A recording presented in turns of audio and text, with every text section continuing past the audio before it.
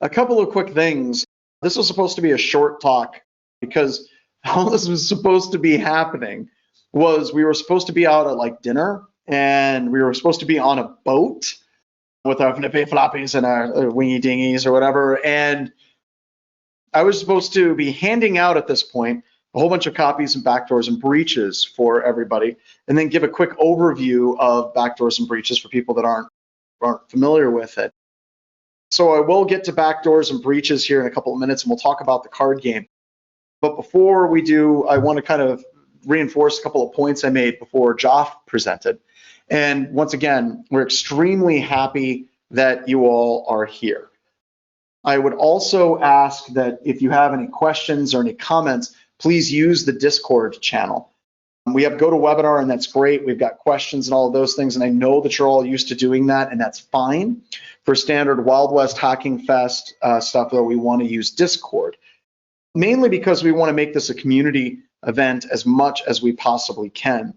I did want to call out a couple of different groups really quickly because we have some sponsors that really were supportive of everything that we have done.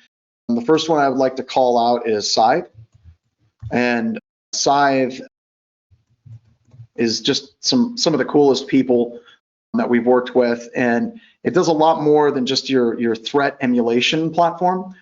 But be sure to check out how you can actually do like more tighter and more accurate mapping to the MITRE attack technique matrix as an example, and emulate what an attacker would do. That's great. And we really like threat emulation because if we can get that 80% taken off the table before a pen tester shows up, that would be great.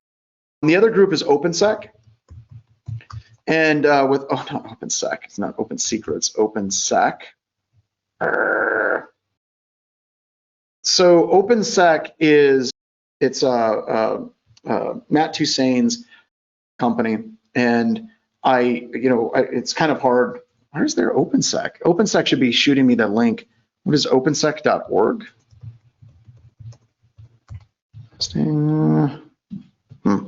Waiting for a link to pop up. But at any rate, they are also just fantastic.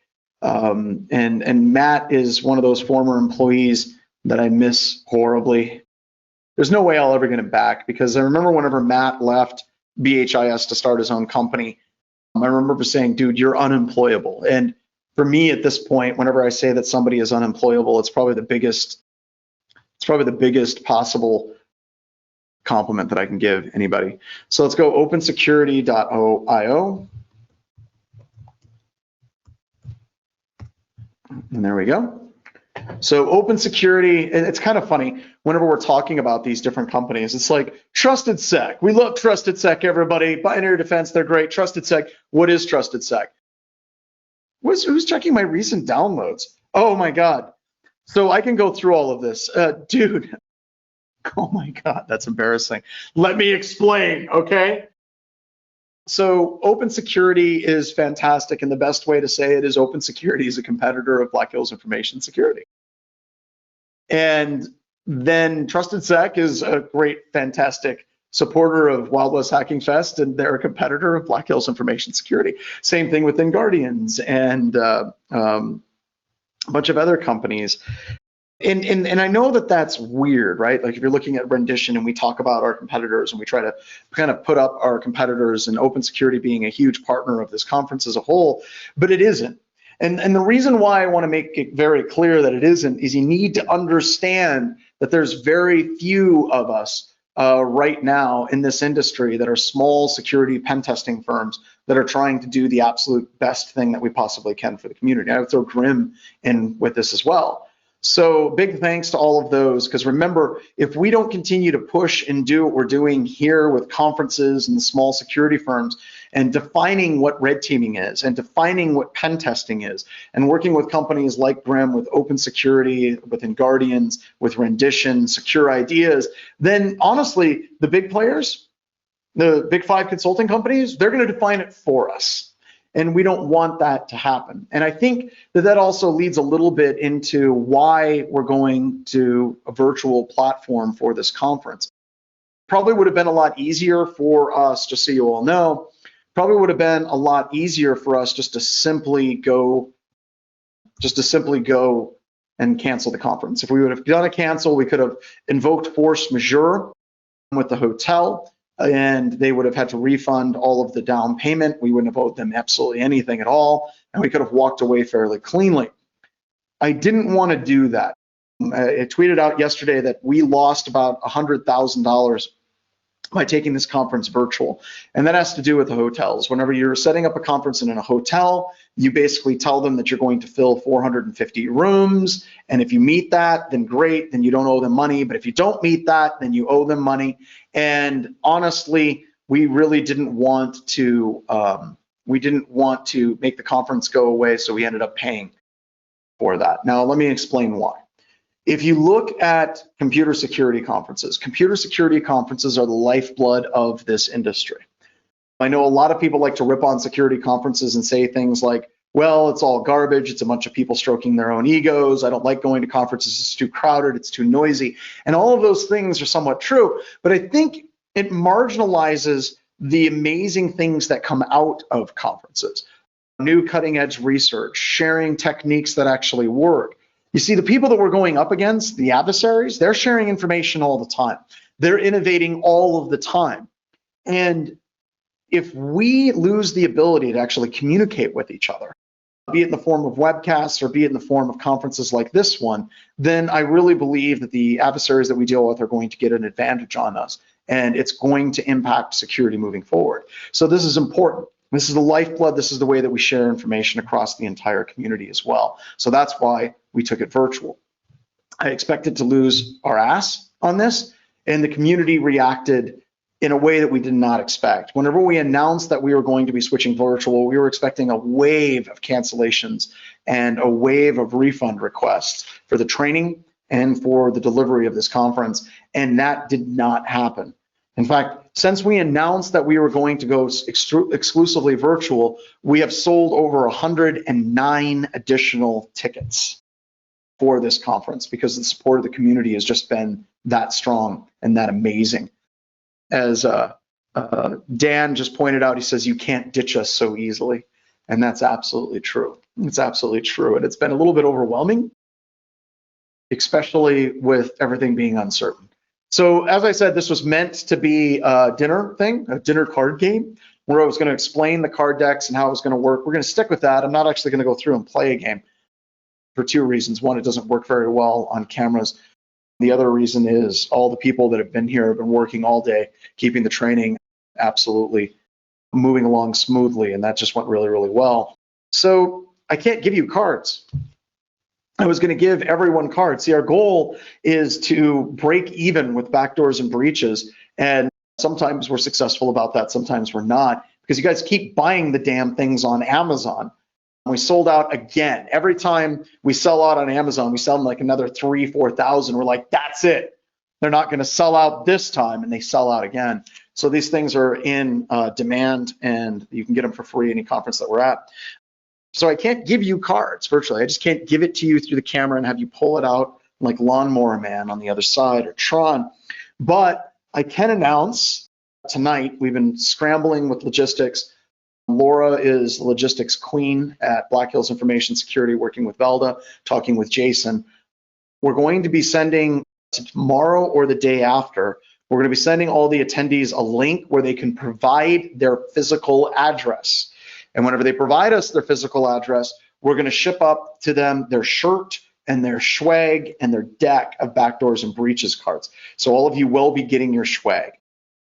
I want to make sure, because that's a huge part of conferences as well. And just so you know, we will be decontaminating, lots of hand sanitizer. I couldn't buy bunny suits for putting the swag bags together, but we will be doing our best to decontaminate the area that we're going to create the swag bags for all the attendees as well. So swag is happening, folks. You will be getting a free copy of Backdoors and Breaches. So I wanted to talk a little bit about the game, and I have it up on my screen right now. Backdoors and Breaches and how it's actually created and what we're doing with this as well. So this is brought to you by Black Hills Information Security and Active Countermeasures, as always. So if you're looking for hunt teaming or pen testing, you know what? At this point, for pen testing, go check out our sponsors. BHIS, we're doing great. We appreciate all that you do. But yeah, that was absolutely, he got the Lawnmower Man reference. Awesome. Well, of course, Jeff did. Jeff is sharing with everyone else. But check out our sponsors. If we're going to lose work, we want to make sure that we lose work to people who are awesome. And the pen testing firms that are sponsoring are awesome people to work with. So let's talk about Backdoors and Breaches. Now, the reason why we created Backdoors and Breaches is because tabletops are traditionally just not fun. They're absolutely miserable to sit through, because the scenarios are usually drafted up and it's like this stuffy person gets up there with arm patches on their coats and they're like, all right, so 8 o'clock on Monday morning, we have a virus outbreak on our network. So what do we do? And everybody just kind of sits around the room and they kind of look at each other and they're like, I don't know, what the hell, why am I here? And of course, there's the one security guy who's frustrated that he has to be there or she has to be there because they have real work to do. And like, well, we do this procedure, this procedure, this procedure. And then there's some other person in the room that's like, well, could we see those procedures and maybe go through those? And it's just like, my eyes are bleeding. It's just absolutely horrible. So, man, thanks, dude. Already got it done in one. So Ron's making me laugh like right out of the bat. So this Discord channel thing is going to be a mistake. You better be careful. I won't watch Discord at all. So with tabletop exercises, they're miserable. The scenarios are incomplete or they're nonsensical scenarios that are not real world scenarios. They're usually like magical unicorn attacks. They're things like, well, let's say that somebody finds a 0-day in our firewall and they hack our firewall. Or there'll be somebody that watches CSI and they're like, what if somebody's using JavaScript? See if you guys can find this reference, okay? If you can find this reference, pop it up in the Discord channel. Let's see if they can, let's see if an attacker, what would happen if an attacker was hacking our firewall using JavaScript and we needed to stop that. See if you can find that video and post it for everybody. And those are the scenarios that we actually walk through. So we needed to come up with something that was different. So the scenarios and how this actually kind of built on itself was originally there was Cubicles and Compromises, right? And Cubicles and Compromises was a game that was a D&D style game for incident response, but it didn't have a lot of structure. It was pure role playing and pure D&D style stuff, right? And it was great. I loved Cubicles and Compromises, but the problem was you could only play Cubicles and Compromises if you had an incident master or a dungeon master that was extremely proficient in information security.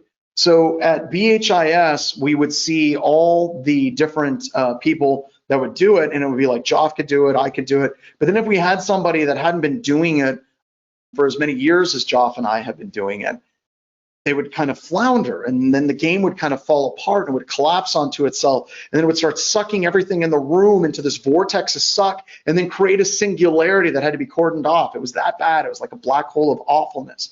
So we wanted to create some more structure with that. So I started thinking about that a while ago, and then Jason came up with an idea, Jason Blanchard, whenever he was still at the Sands Institute, came up with an idea of creating a game that would be like almost like Candyland. And really it was basically a hacker Candyland. And it was called Pivots and Payloads. So he kind of had this idea in his head as a conceptual framework of a pivots and payloads game like Candyland, where if you roll and you land on, successful recon, jump to exploitation phase, and then, oops, they detected you, go back to the recon phase, and you kind of move around this game with all these different things. So he came to me and he was talking about it. He's like, I don't know if this is going to work.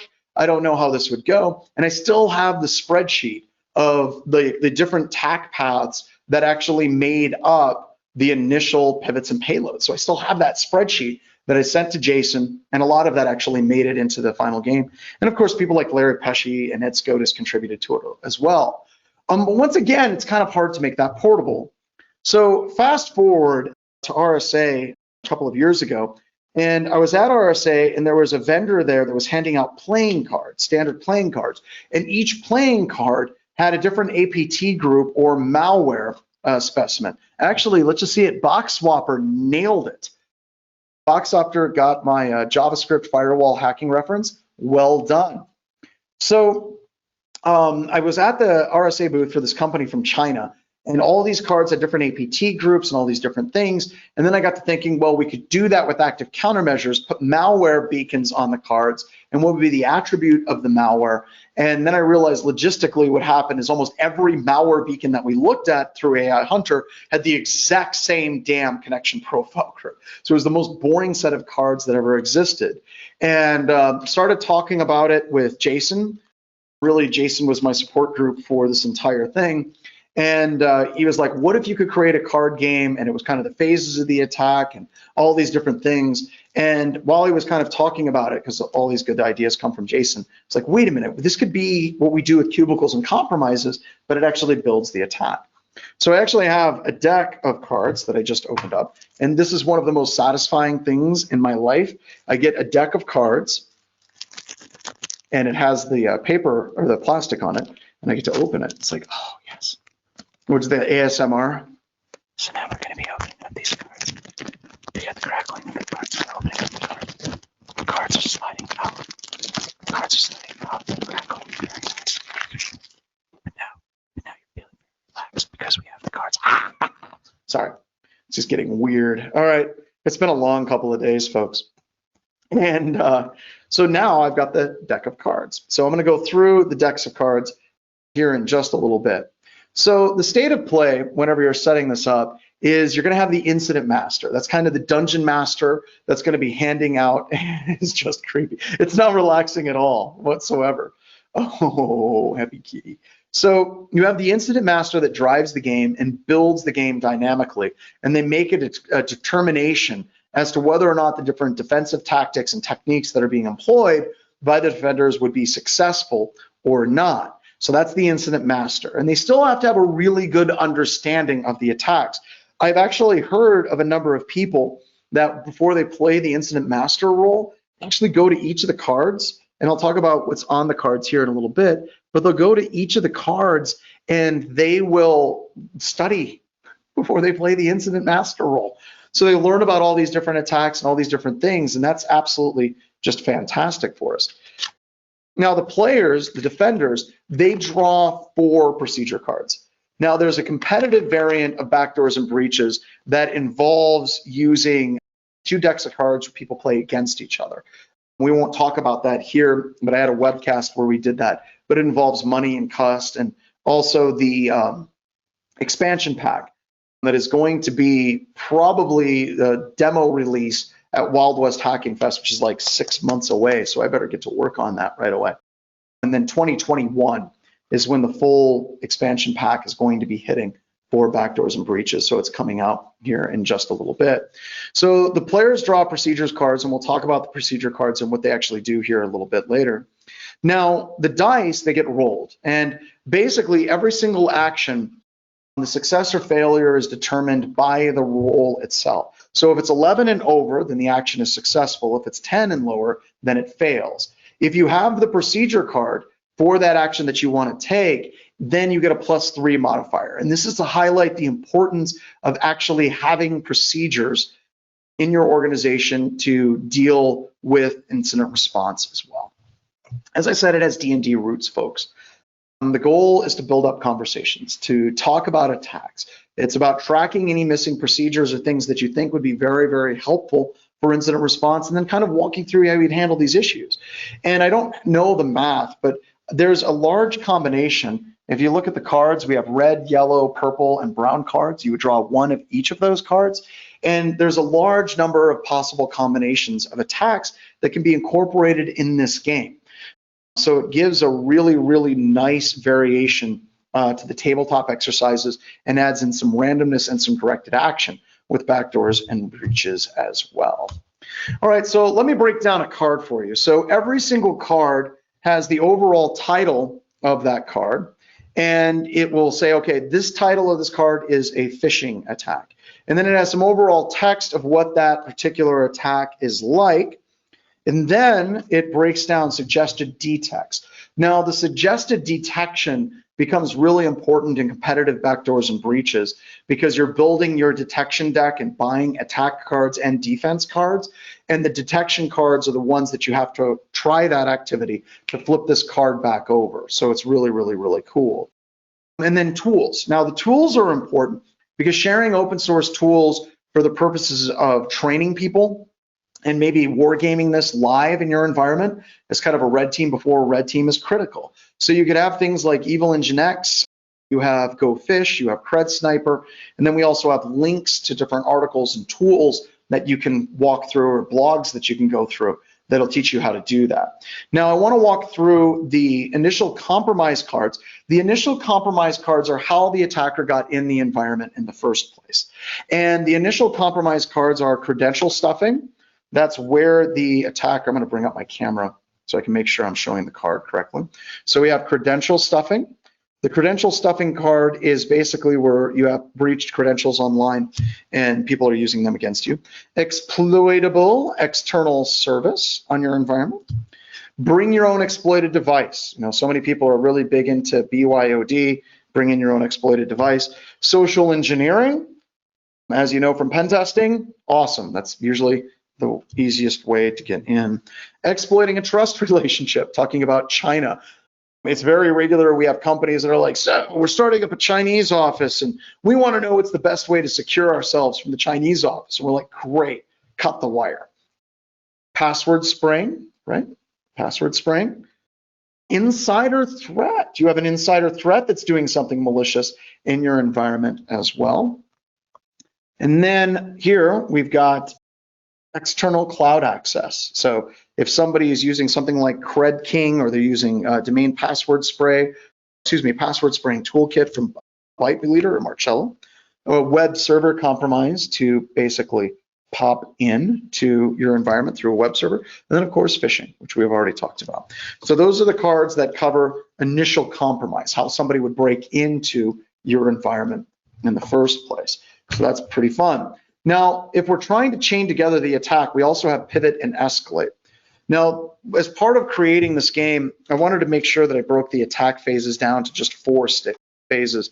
And that is probably one of the, I would say that that's one of the critiques of this game is we didn't set up the attack phase for like recon, scanning, exploitation, lateral movement, you know, maintaining, we didn't actually follow the SANS methodology because there would have been too many cards. So we kind of clumped a little bit more than we should have as well. All right, so here we go. Rick said, drink every time John says exploit compromise is mentioned. Okay, well, here we go. Let's see how many times I can say exploit and compromise. So here we have internal password spray. And that's very similar to password spray on the outside of the environment for initial compromise. But remember, we can also use password spraying for lateral movement, right? So we can basically take our attack and then start password spraying with tools like domain password spray internally to try to identify additional accounts with passwords like winter 2019. So Tim Adine had a tweet. It said, what's the simplest hack you've ever pulled off or witnessed? We've had a DA account with winter 2019 multi-factor bypass by just skipping the login page. What are some of the ones that you have? So if you guys want to put some of those in as part of the conference, that would be awesome as well. So kind of get rolling with Tim Badine's stuff that Jeff McJunkin put out. And that's also key because Joff took Tim Badine's spot today. Actually, Joff and Tim switched. So Tim was supposed to help kick this off. So this one is called curb roasting, speaking of Tim as well. So with curb roasting, you're basically taking advantage of service principal names and then basically pulling down the password hashes for service accounts as well. By the way, did you guys see the SpectreOps post about like curb roasting? I know Jeff McJunkin will pull this out very, very quickly, but they had a great blog post that they just put up. Yesterday, I think it went up. So it's fantastic. If we get a link to that, I think that that's just absolutely great. Boy, somebody just popped an admin password of A was the most easy exploit that they've ever pulled off in their entire environment. I'll give you my easiest hack ever for an organization, okay? So I'll give that at the end of this presentation. Don't let me forget. I'll give you the absolute easiest hack I ever did for breaking into a company. And I did it with quasi-permission. Here we got a broadcast multicast protocol attack. So that'd be like link local multicast name resolution, a WPAD, NetBIOS name service, MDNS. for pivoting. And then weaponizing Active Directory, of course, Bloodhound, identifying into exploiting trust relationships and weaknesses in Active Directory, and then credential stuffing on the inside as well. Kind of like password spraying, but we're using exploited credentials. That was actually what was used in the Sony attack. Accessibility features. This one's actually got to get moved. We misappropriated this card, so we won't talk about that, but you can use it. New service creation. It's basically adding new services in the environment. And then local privilege escalation. Basically getting local administrator on a environment as well. So let's see, Jeremiah, the easiest breach that he ever did was he walked into the wrong office that's next to my customer. They recently moved, and I asked the receptionist where the server room was, and they could give me the current domain admin. They could give me the domain admin password, and they did it before they realized he was in the wrong place. Good God, that is terrifying. And that should be a whole segment that we have at this conference. Like, I should be in prison, because I think when you've done pen testing long enough, there's a number of situations where you've broken into the wrong place. Years ago, back when I was still doing pen testing regularly, my beard's not quite as gray as it should be. But believe it or not, a long time ago, I was actually a pretty good pen tester in my own right, you whippersnappers. I was hired by a casino to break in, and they gave me their network range. And I was able to break into one of their NAS servers with a default user ID and password. And once I got into the NAS server and started looking at all the files that were being stored, I realized that it had nothing to do with the casino that hired me. It was a completely different casino. So I called up my customer and I'm like, dude, the range you gave me, is this it? He's like, yeah, that's our range. And I'm like, I just broke into this IP address and it's totally not your server. It's this other casino server just down the road. And he's like, oh yeah, dude, we should have told you. We lease out some of our server space on to other casinos within that IP range. So you might actually see some other casinos in there as well. Just if you break into something, let us know who it is. It's like, oh my God. So just very, very cool. There's the Spectre Ops talk. By the way, we're trying to get Joe Vest and Spectre Ops to bring their training to Wild West Hacking Fest in Deadwood, South Dakota. So that is going to be super cool for Deadwood. Malicious server, oh wait, I've gone too far ahead of myself. So that's pivot and escalate. So now let's talk about the next set of cards. These are persistence mechanisms. How would you stay on a network once you have gained access, right? We pivoted, we've escalated our permissions on that environment. So now we're going to talk about how we can persist. So with persistence, it's just a service, just simple malware. With the other one we have is DLL attacks. You can basically use DLL injection. Malicious drivers on a system. Add a new user. It's fucking stupid, you know, just sticking with the basic stuff, right?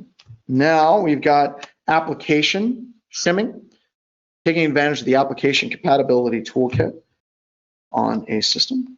Malicious browser plugins, which I don't see nearly as much as I'd like to, but I really believe that the browser is going to be the new endpoint here shortly, and we'll see people injecting malicious browser plugins. There's been a few stories of those over the past couple of months, but I think really if you want to persist, you want to stay on a system, get access to sensitive data, create a plugin, load it up in the browser as well. Logon scripts, and then evil firmware. This is actually one of my favorites. So with evil firmware, the attackers update the firmware of the network cards, video cards, BIOS, or UEFI with evil. And all of these are very difficult to detect and very difficult to update. Detection is endpoint protection analysis, endpoint analysis, and then I put prayers to an engaged and merciful God. So if they're actually getting down into your firmware, that's a very, very, very bad day indeed. Then the final set of cards would be C2 and Exfil. So how would an attacker run command and control in your environment, get out of the environment? So here we have domain fronting as command and control. Of course, we mentioned Cobalt Strike, which is going to be partnered up with Core Security Group. They just got purchased. Using Gmail, Tumblr, Salesforce, and Twitter as command and control. Bits, command and control over bits transfer. It's pretty neat.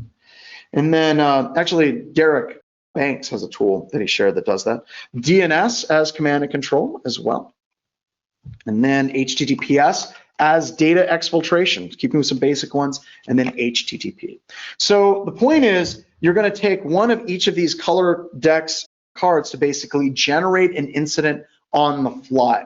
And then it's the goal of the incident responders to utilize procedures to be able to detect those attacks. Now, we have a large number of procedure cards. I'm not going to go through every single one of them like I did the attack cards, but there's a large number of procedures that exist. Now, here's the deal.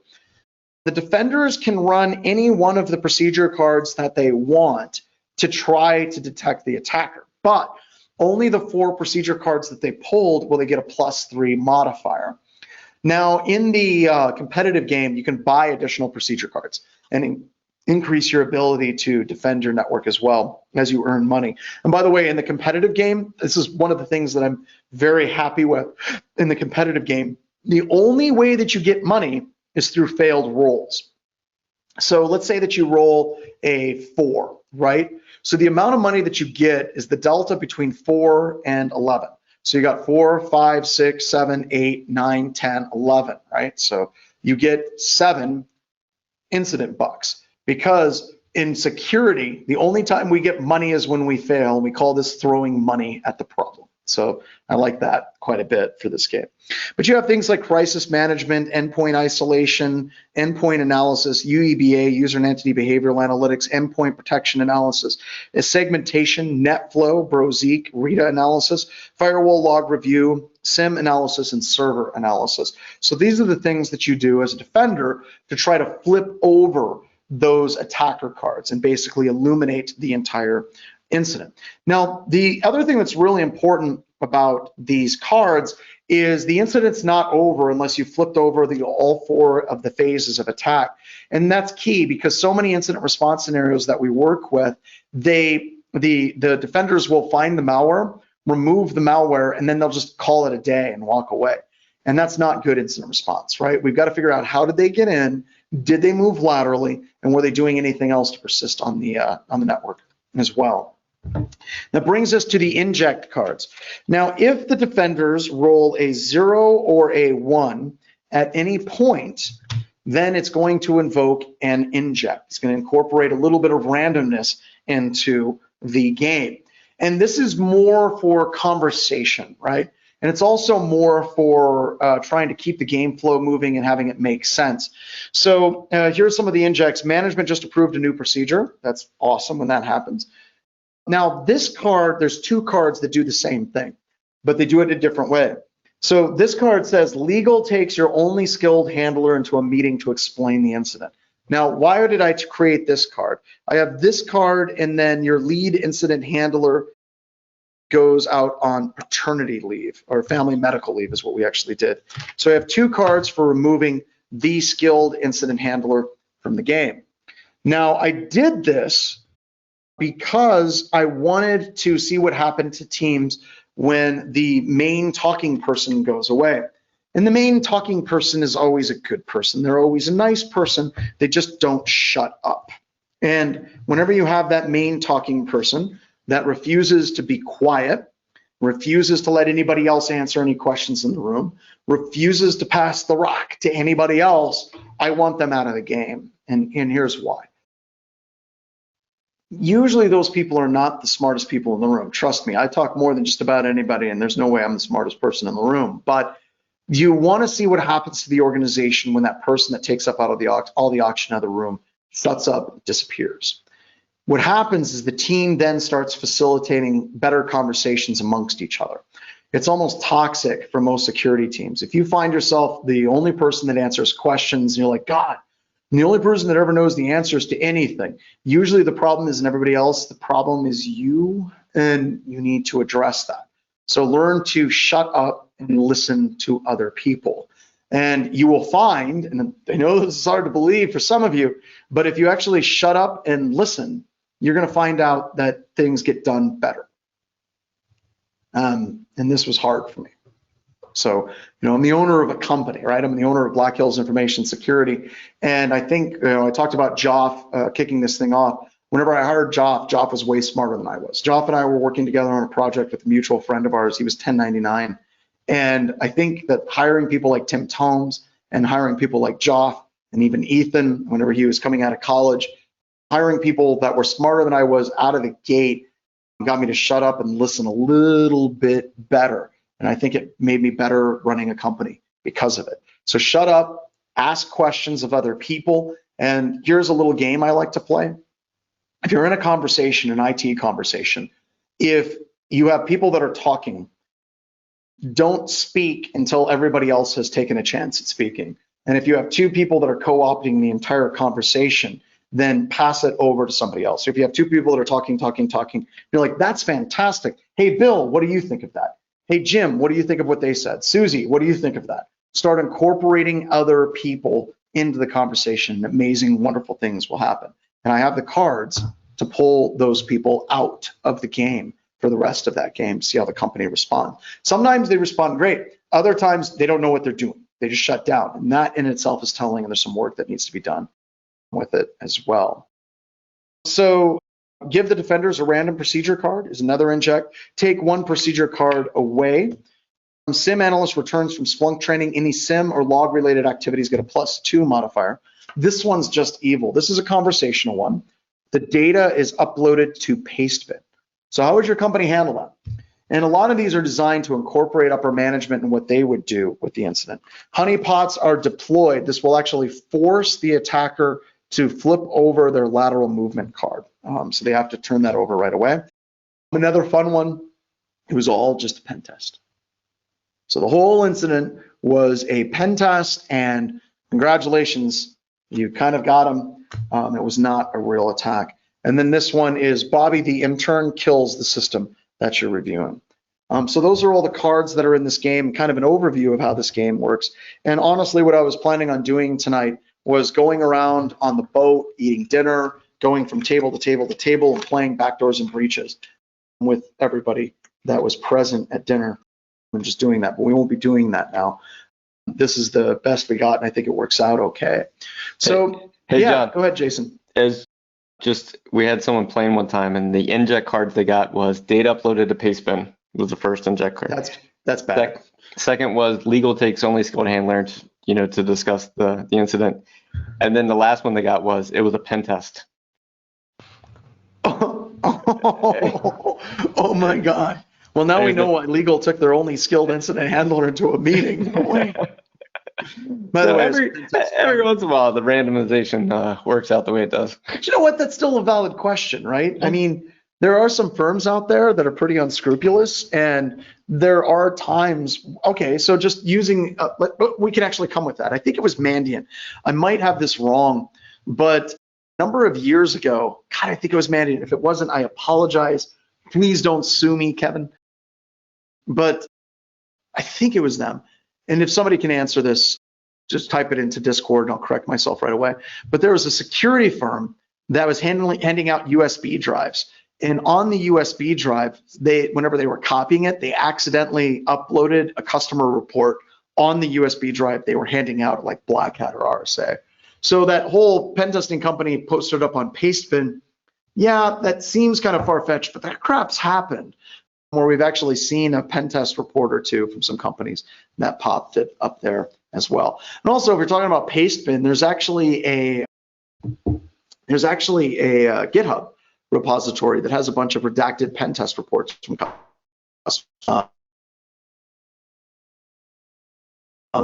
and uploaded an actual pen test report by mistake, and they had to remove it and get it scrubbed as well.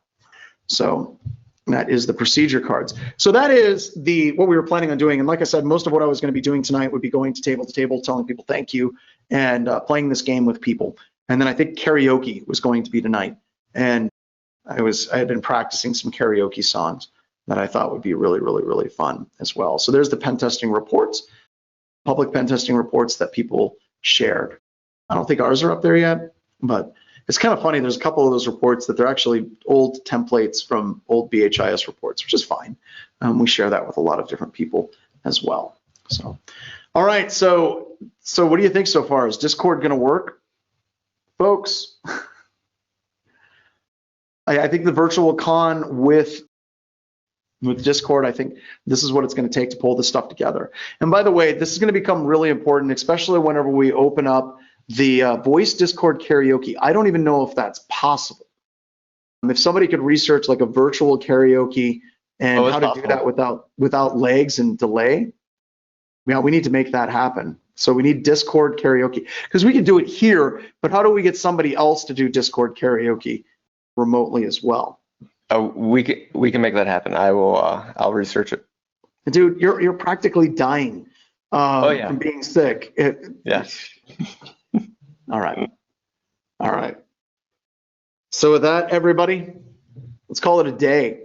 Tomorrow we will Zoom at 9 o'clock. We've got the Discord channel. We've got the LobbyCon, the Track 1 talks. I think it's going to be disconcerting, disorienting for a lot of people that are presenting to have the Discord flashing in their face live, but I kind of like it. It feels a lot more engaged. It actually feels a little bit more engaging than presenting live because you can actually see what's going on in people's heads live, which is what it does. Just a reminder, we're using mountain time. Yep, mountain times. We're doing mountain time because we're pissing off everybody, and all the administrators that are running this are here for the network side. So with that, get out of here, everybody. I'll see you bright and early tomorrow morning.